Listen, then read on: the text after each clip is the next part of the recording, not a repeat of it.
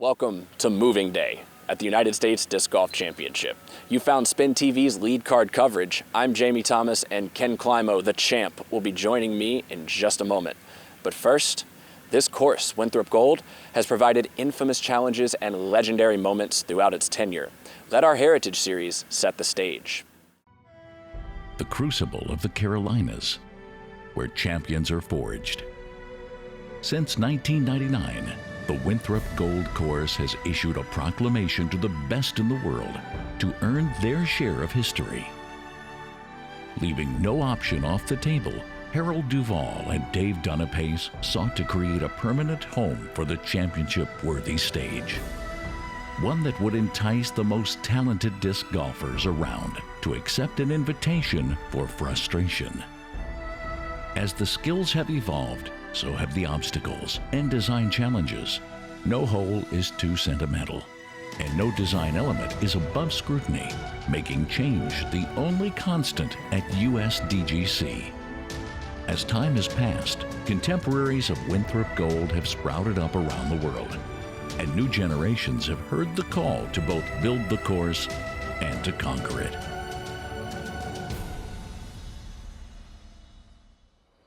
And welcome back to SpinTV's third round Moving Day coverage of the 2019 United States Disc Golf Championship. Once again, Jamie Thomas and Ken Climo here to call all the action for you. Champ, it's Moving Day. Yeah, this is where you have to set yourself up for a good run towards the end, and some smooth inbounds play today is what's needed from all these players. They know that this round is penultimate one, and it's not the most important. The final one obviously is, but this one really will put you in a good space if you can forge a little lead and have some cushion between you and the rest of the field. Your 36-hole leader, Chris Clemons, still in first place. Nathan Queen, the fellow lefty on the card from Raleigh, North Carolina, joins him. Nico Locastro, your 2009 United States champion, with a chip on his shoulder, and Eagle McMahon. He's been so close to this tournament before, he really wants to bring this one down. And we are back once again. We've said it all week. Old hole 3, new hole 1. A bigger challenge, a bigger shot, and a chance to get under par early. Now, I've noticed that there's a bush that's right in the middle of this tee pad, just off the tee pad 30-40 feet, that's a little higher than it's been in years past. It seems like they have cut it down some. It's shaved, but it must have grown quite a bit, because having to throw over it was a little tougher than in years past that I remember. And they've cleaned up underneath too, so the disc can kind of get back into that right side and cause an obstructed putt if you manage to stay in bounds in the first place. Here's your leader, Chris Clemons, one stroke over Nathan Queen.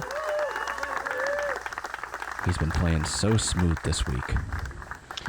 Great starting hole for lefties. They can just throw their normal flat shot out there and let the design of the disc curve them back into the right. Nice stable disc, flat. Once again, looks like he's thrown this a million times and he does the same thing every time. Fantastic shot there. Just a comfort play on the hyzer. Yesterday they threw carbon copy shots of each other and see if Nathan can reproduce that and land right next to him for the tap in.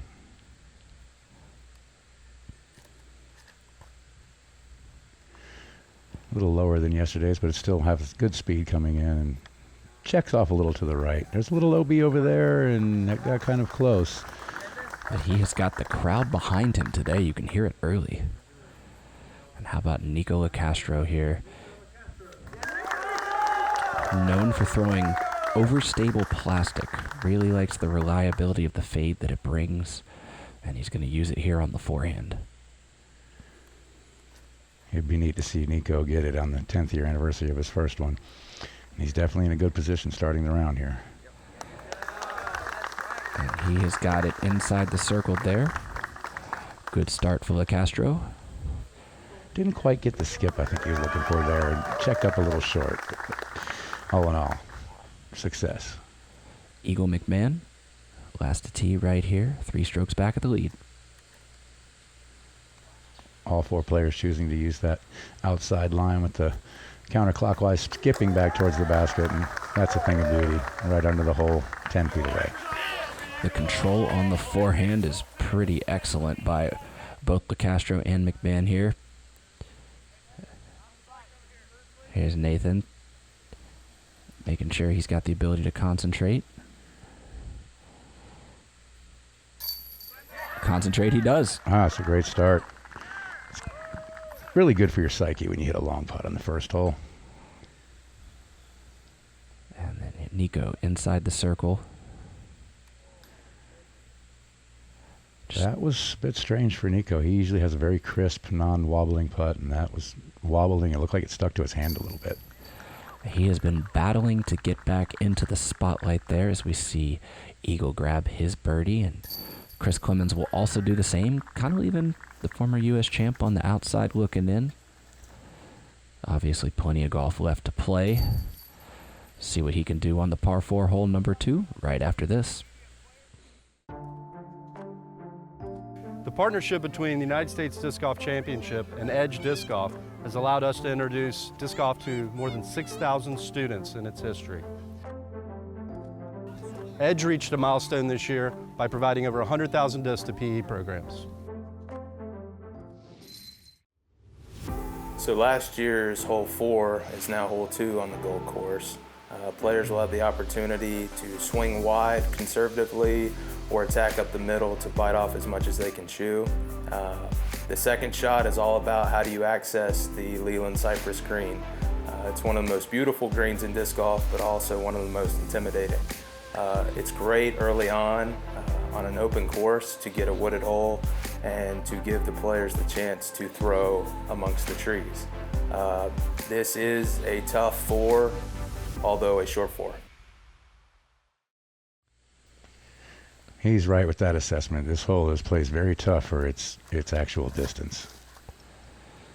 Here is Chris Clemons going up that middle route, and in years past I feel like we may have seen slightly more often some of the players going for that outside route, but it's really been up the middle as the preferred play this year. Well, I think in years past there was an OB line going down that left side outside route, so it was a little more risky to throw it out there. Nathan just touching it off the side hill there, getting him some extra distance. Good position on the Mando. I'd call that position A off this tee. Eagle, a little bit low. A little early.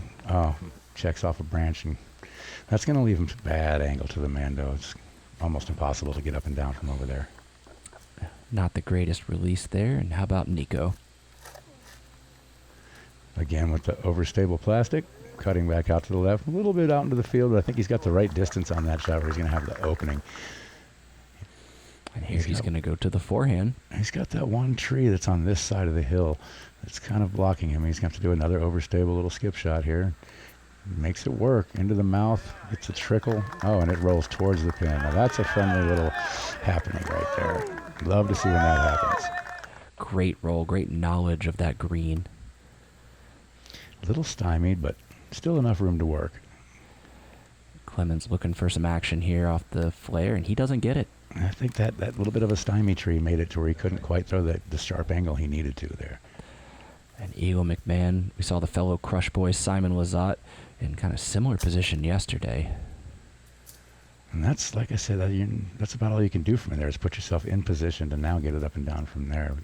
It's almost a 180-degree turn around that Mando back to the basket from where he was. Yeah.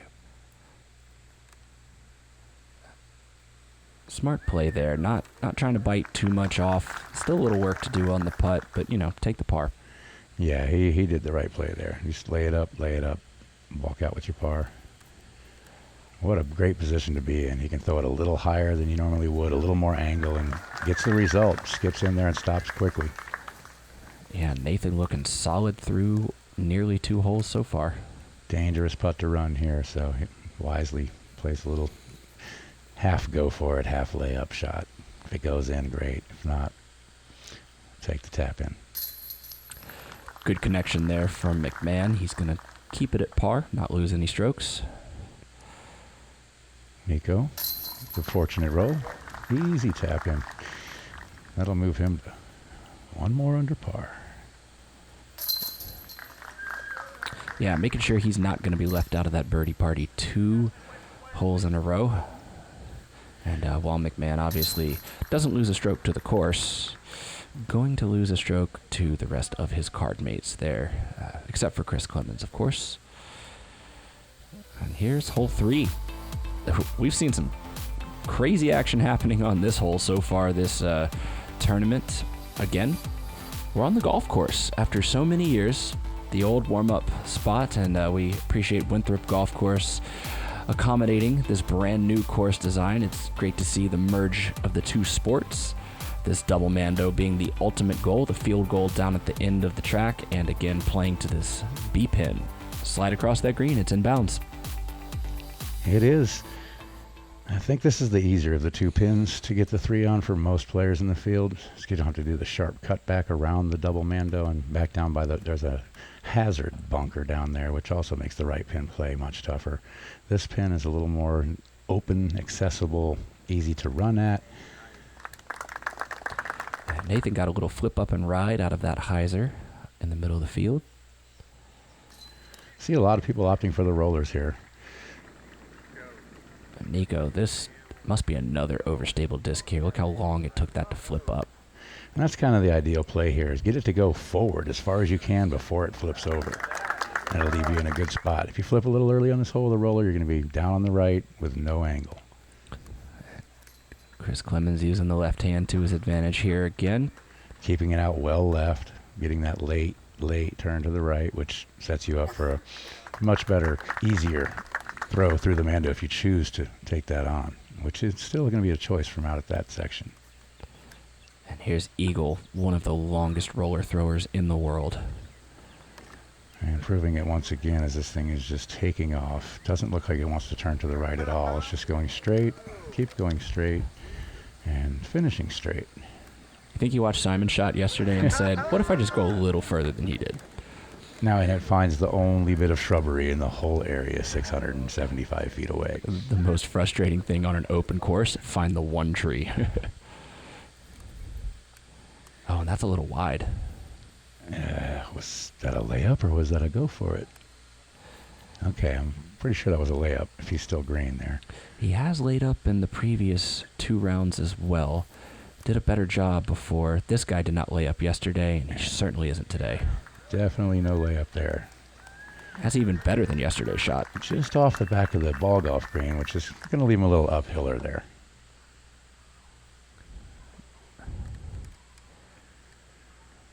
And that is a pure power stance there. All upper body on that.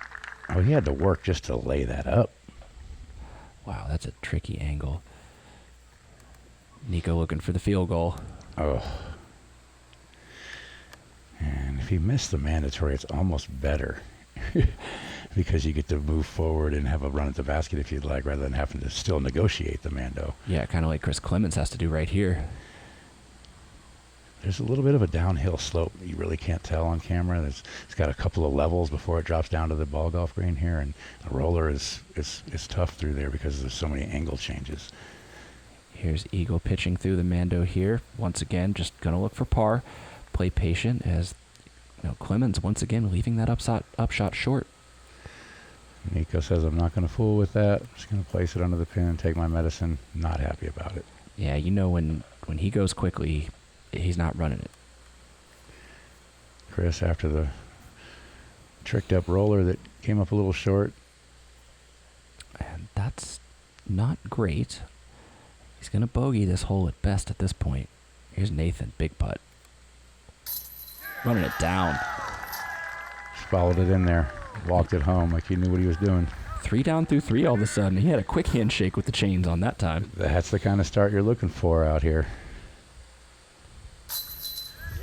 High right side. Finds the bottom of the basket. About as good as he could do from where he was in the fairway there. Or past the fairway, I should say. Yeah, he's making up his own fairways. The Crush Boys have not... they don't want to play the hole as is. They want to play a hole that's about twice as long. And Nico will also take a bogey there. We are going to move on to the double-double. Shout out to all the West Coast in and out fans out there. We're going to get some food references going during this coverage. We're approaching the first double mando right there. Narrow enough for your taste, champ? Yeah, I think the first one, is applicable for the hole. It's wide enough. The second one is a little skinnier and it's way farther down the fairway. It makes this hole really tough to try and hit the green with your tee shot, just because that second one is a little skinnier than the first one, and there's many trees between the first one and the second one that can grab you as well. Nathan Queen, first up. Trying to go 4 for 4. Needs to flip. He's made the first one, but that looks like it's well past the second Mando line. He'll have a long putt for par from about 40, 45 feet. I think that second drop zone is. So. And the touchy line between the slight hyzer and the flat release makes all the difference in the world. He's keeping this a little lower, which is usually a good play on a tight hole like this. The lower it goes, the less far it can kick, if it does happen to kick. And when he's at that distance, he has the opportunity to give it a little floaty run, too. That is just drilled. He's not happy because it wasn't high enough, but that's a great shot on this hole. I mean, overstable plastic there requires full commitment. And here's Chris Clemons. And he's off so far. Not really in his rhythm in this round. Definitely doesn't seem to have the same fluidity that he's had the first 2 days. This is just to get back in play and be able to throw your third shot to the basket to hopefully save your bogey. And he's thrown it too far, and this creates a bit of a hazard here because, as you can see, you've got to pick a line and then hit the Mando after that. And he did hit the Mando tree, and it's going to be a long toughie for bogey there. Here's Nico again using the ground to try to just keep the play straight. I would say a large percentage of players played the hole exactly like Nico did. Throw it a little more than halfway there, lay it under the basket, tap in. And there was a little bit more of a pitchy run than we usually see from Eagle from that distance. It's not like the screen is going away in the back. It's kind of uphill. I think this is one you can actually give a run if you really want to. Nathan thinks so as well. That was going to be to save his par, and he will not have parred yet in this round through 4 holes. Oh, good connection there. That's a big putt, big save. You don't want to give up 2 there. Yeah, and he's had to work to get bogeys on the last 2 holes. Both of the new holes eating Chris Clemons up on this one. Hopefully giving himself some words of encouragement after making that putt. So I'm talking a little bit to himself. Hopefully he's just trying to pump himself up for the rest of the round. Sometimes it takes a big putt like that and get you going and get the juices flowing. Yeah, just kind of jumpstart that engine. He's been, like we said at the top, he's been really solid so far this tournament. He really hasn't shown that the pressure is affecting him. But of course, as now we're past the halfway point in the tournament, the holes start to slowly tick away. Yeah, in golf tournaments, if you play good for 1 round or 2 rounds, that's okay. But to win the tournament, you have to be consistent and play good all 4 rounds. It's, sometimes it's more about stamina than it is about your physical prowess on the course with the disc. If you run out of steam, you run out of mental energy, it can hit you quickly, and strokes can come in bundles if you're not fully focused and fully prepared. And this is a hole you definitely don't want to run out of steam on. It's the first 1,000-foot long hole we're going to see on the Winthrop Arena. Par 5. Beautiful green there. Water carry after probably the second or third shot for these players. Eagle McMahon. Forehand. Silky. Yeah, it looks like he put a little pop on that one to get it out there quite a bit, but Spotter's got to run it down. I think he was safe no matter what. From what I've seen and watching players on this hole this year, they're seeming to go a little shorter off the tee just to get it in bounds and make sure they have that second shot down the fairway. In years past, it seemed like more people were going for big rollers and big giant and flex shots to get way down there by that ditch, just to make their second shot easier. Yeah, Nico also going for the forehand. Nathan, lefty backhand. None of them are touching the distance. You can see Eagle's disc there on the right side of frame. He's way up the fairway. This hole's lost quite a few trees along the right-hand side. As you can see, the stumps, about 12-inch stumps sticking down that whole right side. There's probably 20, 25 of them. Some of those tree branches used to stick out where Nathan's disc was, and you might have a little trouble from there, but now that they're gone, it makes that shot a little easier.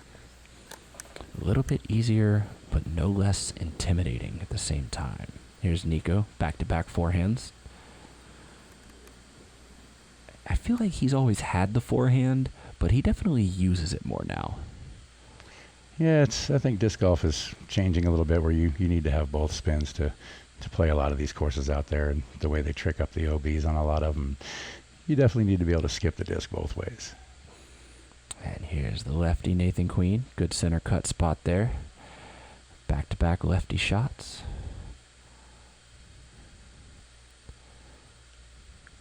Chris, looks like a mid-range. Nice, right in the middle.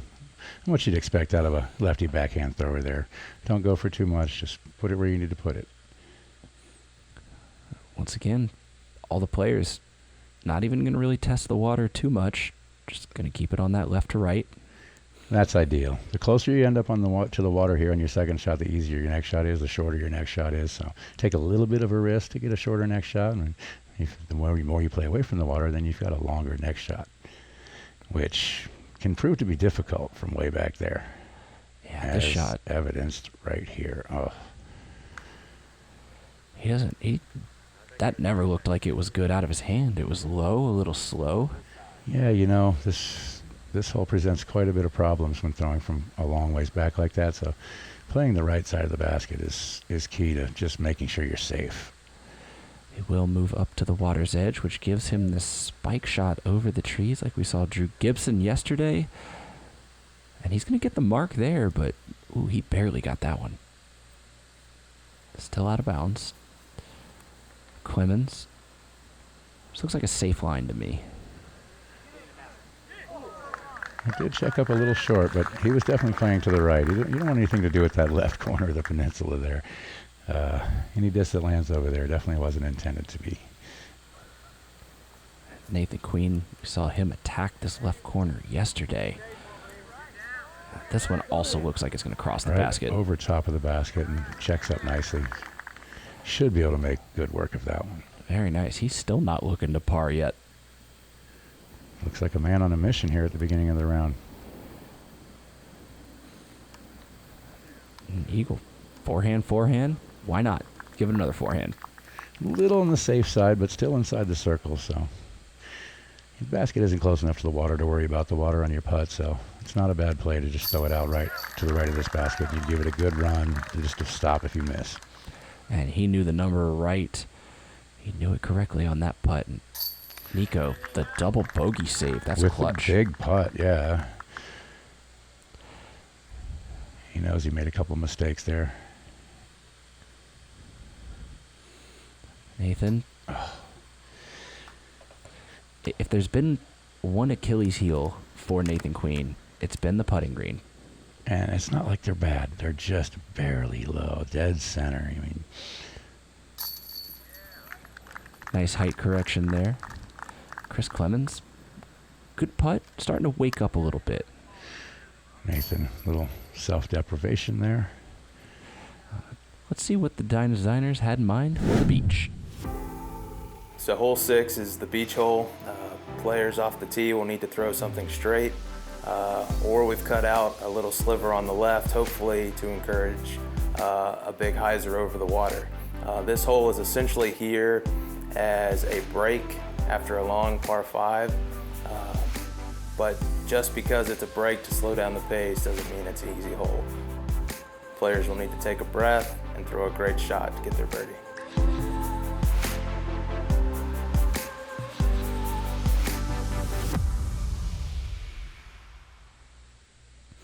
I agree with that assessment. And how about this? Eagle is looking at that left side that Andrew was just talking about. A buddy of mine played with me the other day. He said he did this and almost aced it. And here we go again. Oh. Or did that not make it? Eagle's wondering himself. Oh, they got him a green, huh? Wow. Eagle McMahon, no fear. You talk about risk. That's the ultimate risk right there. He's looking for the biggest reward in the sport right now, a major title to end the season. Clemons He did not execute that forehand yesterday, and he corrected today. Wow, that was really high. It had a lot of power to go that far, as high as it was. He's got some snap on that sidearm. And Nathan Queen going to the mid-range. Don't roll. Oh, at least it came back in towards the fairway. Seen that happen so many times on this hole. Just touch the tree branches, kicks down and rolls in the water. Yeah, it's such a thin line between being 80 short.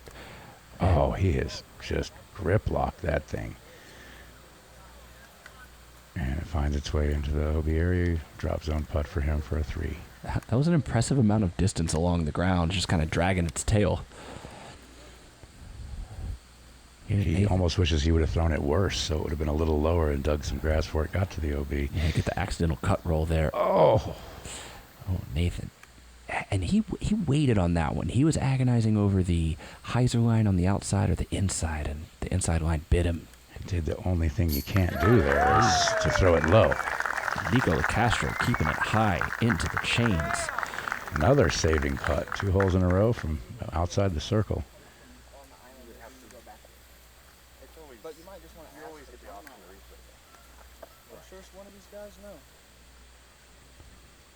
Good on the guys. Checking to see where Nathan's options are. They determine that it is the drop zone.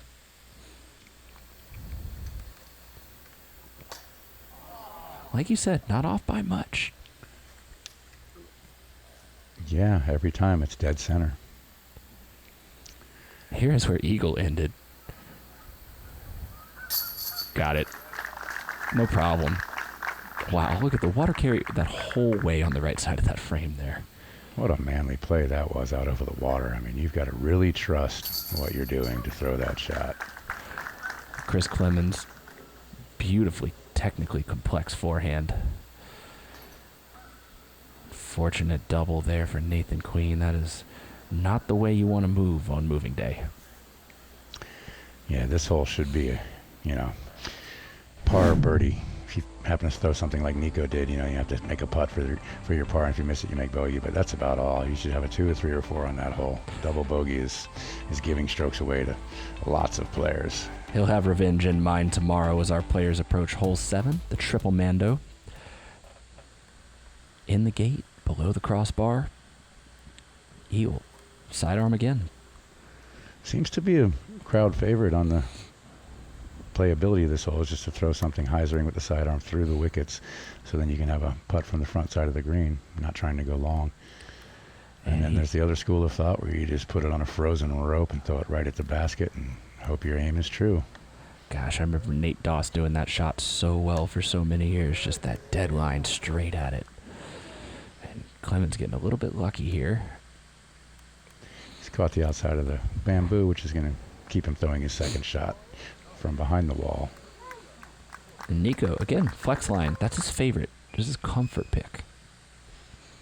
Once again, not giving it enough power to get to the back of the green where there is a little sliver of OB waiting for you. If you haven't seen that on this hole, there's a fence long of this basket, and there's a 3-foot section short of the fence that is OB, so you can't just go blasting it in there too hard. And Nathan Queen behind the bamboo wall. Eagle from the drop zone. Caught some low metal, had good lines, not enough height. And that was a pure spin look. Here's Chris. Wow. He's been so good from circle 2 this week. Bit fortunate to be left-handed and get the kick off the bamboo he got to get to the opening there and be able to hit the birdie. That's a savior right there. Ah, Nico. Just he's trying to get on a roll. I mean, that, like you saw a flash on the bottom there, that was Clemens' 3rd birdie in a row. He's woken up, and Nico's just trying to keep pace. And yeah, Nathan clearly not comfortable with the forehand. We saw this yesterday as well, but no matter. Doesn't hurt him. It looks like today is going to be a bit more of a wild ride than the previous rounds we've been watching. Some swings already going on today, stroke swings throughout these lead 4 players. And the common theme so far, champ, nobody who has the lead really pushes the lead. They're kind of just hanging around, and you wonder at what point do you start to really put the pedal to the metal here.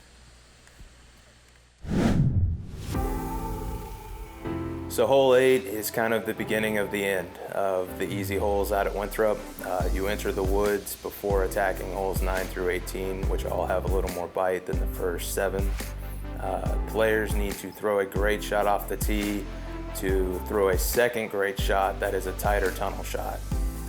As players approach the green, they will need to be aware that putter posts now exist on the green. Shots that came in short too often had as good of an opportunity to score well as better shots that got further pin high to the basket. Players will need to find a way to get close to the green in order to score well. All right, get close to the green. Pretty good advice there from Andrew Duvall. And, ooh, talk about some grip lock. That's a bad kick. Oh, that's found its way across the OB line. Insult to injury there. That hurts when you're on a turkey. Yeah, and there's a good bit of space on this hole, you know, to fly a disc on many different flights, left to right, right to left, down the middle. There's a good bit of space out there. To catch one of those trees is early like that is a little unfortunate. Nico again, a little bit low. Nathan Queen here, great shot. Oh, right out into the middle. Position A.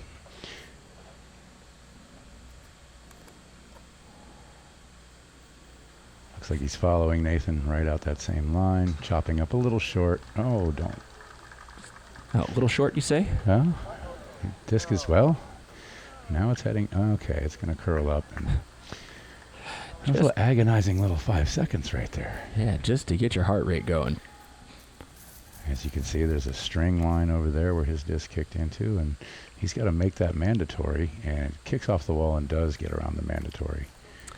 Yeah, another advantage of being a lefty there. Just throw it super hard at that wall. Make sure you keep it low, and it's going to be hard to miss the mando. Nico going with the roller, which I love on the second shot on this hole, because if it's thrown right, it'll circle right up there, close to the basket, and stop quickly on that hill. Got a little unlucky being behind that large stump. Yeah, he doesn't know it yet, but that was a better shot than the result. Sidearm's a great play on this hole too, but with the sidearm you get a little more ground action once you've hit that hill in the landing area, and he's throwing a little strong. He's back there about 48 feet. And Eagle just, again, amazed at the fluidity of his sidearm. Looks like it was a little early release, but he's going to check. Oh, he gets a little unlucky. Again, hey, that tree doesn't exist anymore, just the stump, and it's still keeping people from getting to that pin. Have to see what Nathan can do with that. And he's trying to get in rhythm. He doesn't feel it right now. Taking a shot between the sticks here, and it's rolled right behind that same stump that Nico's having an issue with. Looks like there's a little foliage growing out of that stump too. Ooh, Nathan Queen. Right around the left mozzarella stick. Oh, and left side corner pocket. Count it. He's thinking birdie. That's when you walk up and thank the basket on those right there. Yeah, the handshake with the chains is very grateful in that moment. Oh, tickled the chain and has to putt back through the sticks again. Clemons just outside that little foliage is growing out of the stomach. A wide open putt. Makes easy work of it. Yeah, he's made some mistakes, not been quite as sharp so far, but his putting is keeping him in this tournament right now. Look at this putt. He does have to manufacture something here. And comes up with the goods. Kind of a little bit of a horseshoe putt there. And the last time I saw a great putt like that here was actually Barry Schultz in 2013 on the bamboo hole from the drop zone. Made that same kind of putt. It was incredible. We'll be right back with one more hole in the front nine.